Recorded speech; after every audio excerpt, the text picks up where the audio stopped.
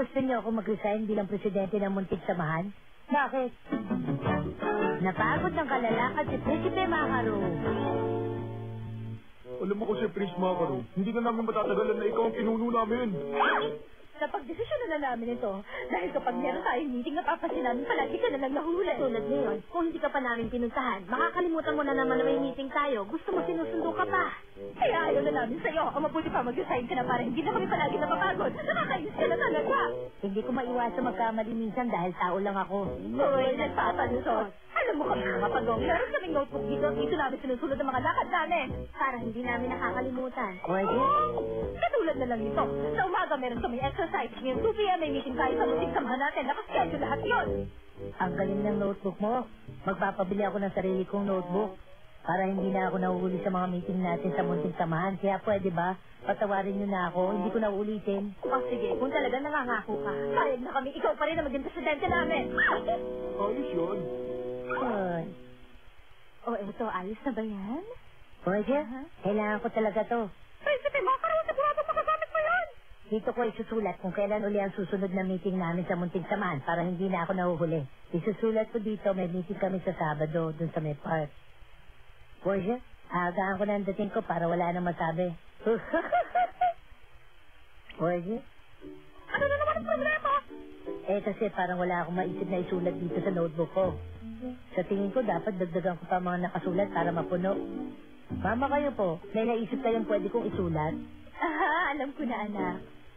Sabi ni Papa, sa 1 linggo daw aalis tayo at kakain sa labas. Yun, pwede mo isulat dyan. Kakain kami sa labas ng mama at papa ni Cosmo. Pero konti pa rin na nakasulat sa notebook ko. Ikaw na yun. Ano pang naisip mo? Sandali, wala pa ako maisip. Sige. Maghahanap na lang ako sa labas ng maisusulat. Kailangan makuha natin sa kanila ngayon ang gusto ni Aling Edma. Pwede ko rin isulat dito sa notebook ko ang 3 pasaway. Sabihin niyo sa akin, kailan kayo babalik para may sulat ko dito?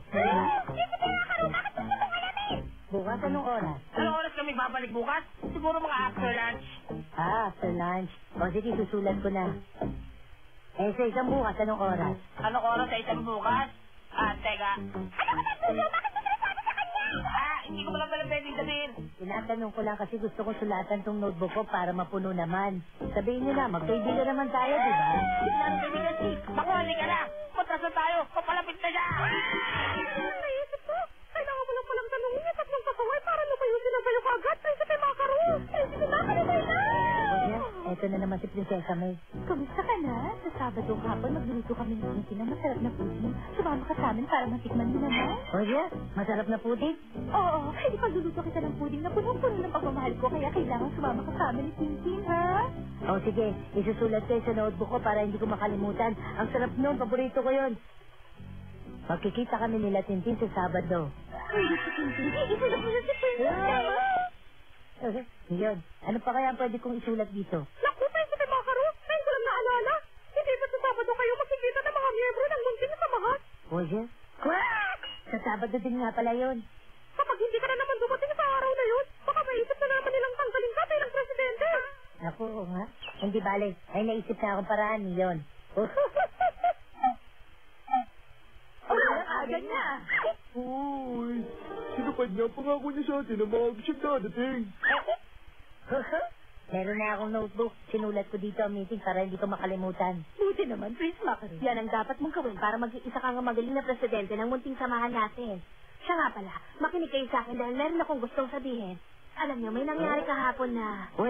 Pupunta muna ako sa CR. Babalik din ako agad dito. Sige, bilisan mo lang, ha? Bumalik ka kaagad, hihintayin kita bago ako makwento.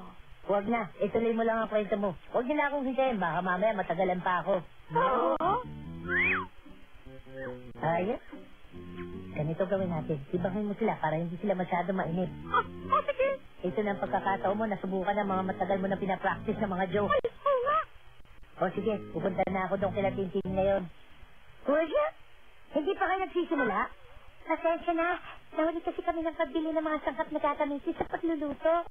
Alam mo, huwag ka mag-alala. Matatapos din kami agad ng 30 minutes. 30 minutes kayo magluluto? Halika dito, mapo ka muna.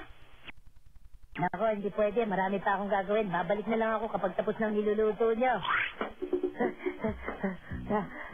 Ay, naku, pagod na ako.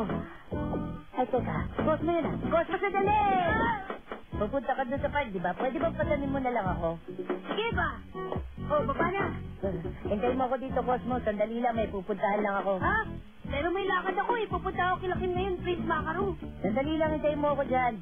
Ang tagal mo naman dyan. Ano ba ginagawa mo dyan sa siyan? Sandali na lang lalapot na siya. Naku, pasensya na kayong lahat. Ayan na siya. Pasensya na, natagalan siya. Ngayon, pwede ko na ituloy ang kinukwento ko kanina.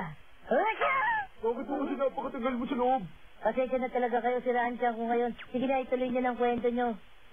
Libangin mo lang sila uli dyan, iyon. Bilisan nyo lang kasi makahalata sila.